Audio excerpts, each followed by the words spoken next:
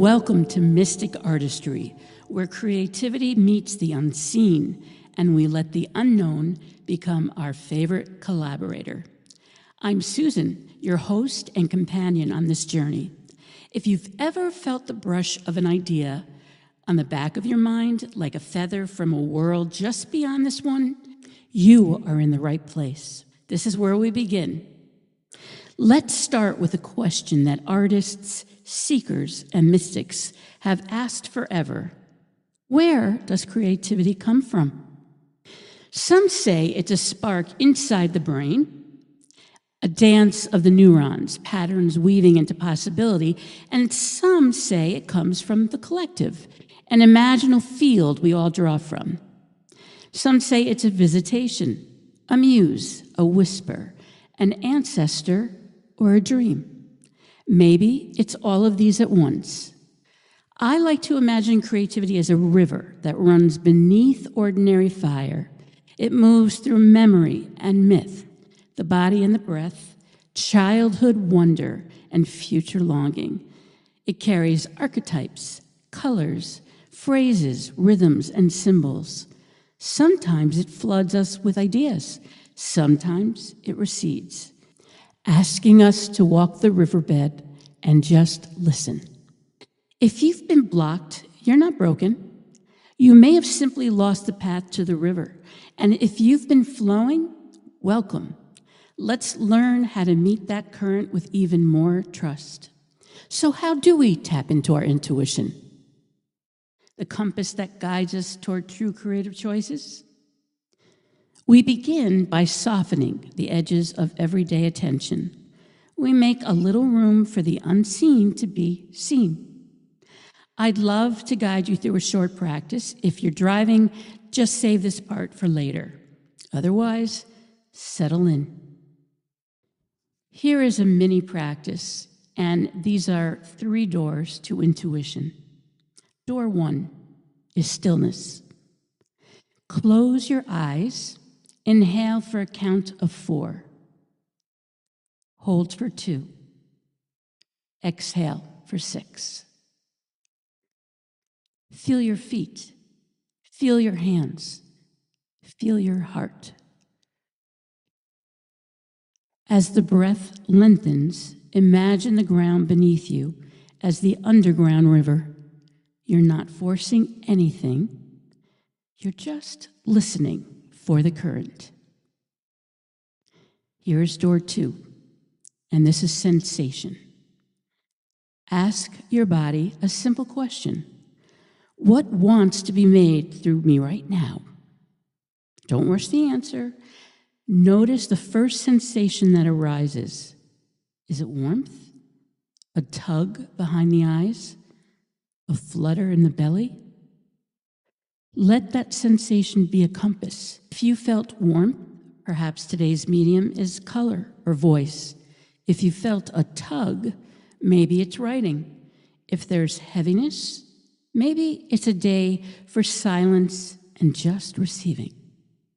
Now here's door 3, symbol. Now ask, if my intuition sent me a symbol, what would it be? Trust the first image. It might be a key, a moth, a doorway, a tide. You do not need to decode it yet. Just welcome it.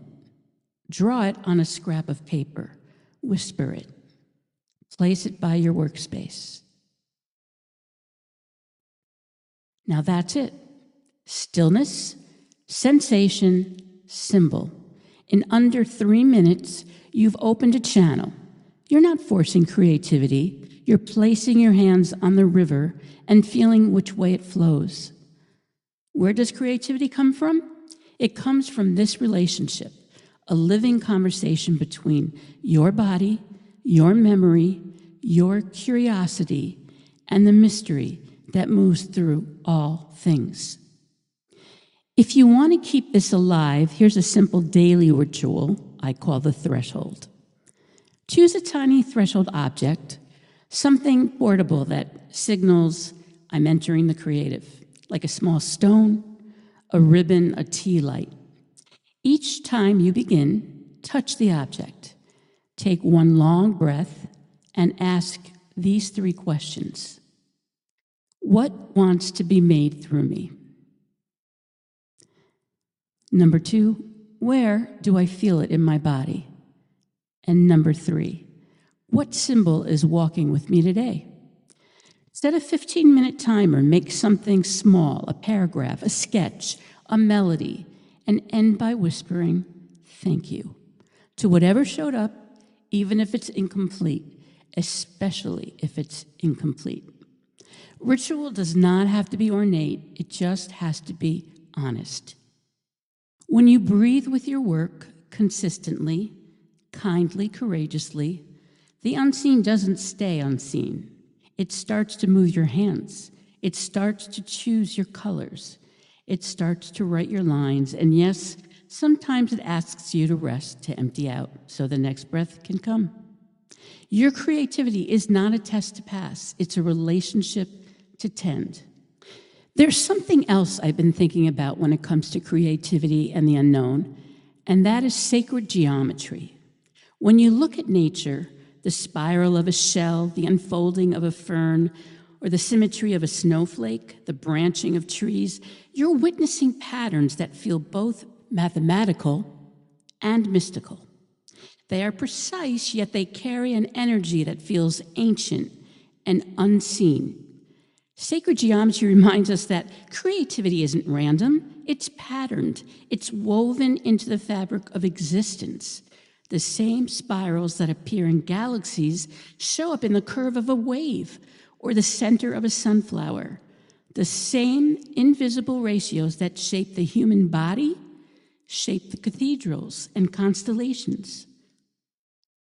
What ignites creativity, I believe, is this quiet recognition that there is an order beneath the mystery, that the unknown isn't chaos, it's structure we haven't yet learned to see. Nature reflects the unseen, and when we create, when we paint, write, compose, or imagine, we're participating in those same sacred patterns. We're not inventing from nothing. We are remembering. Creativity becomes a bridge between what is visible and what is invisible, between the known and the unknowable. And maybe that's why stepping into the unknown feels both terrifying and holy at the same time. I would love to hear from you in the comments what creativity means to you. And as always, stay curious. Stay open to the unseen patterns moving quietly beneath your life. Creativity is not something you force.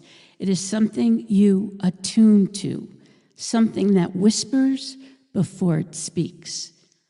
If this resonated with you today, I invite you to subscribe, to follow, to share the space with someone who is learning to trust their own inner fire.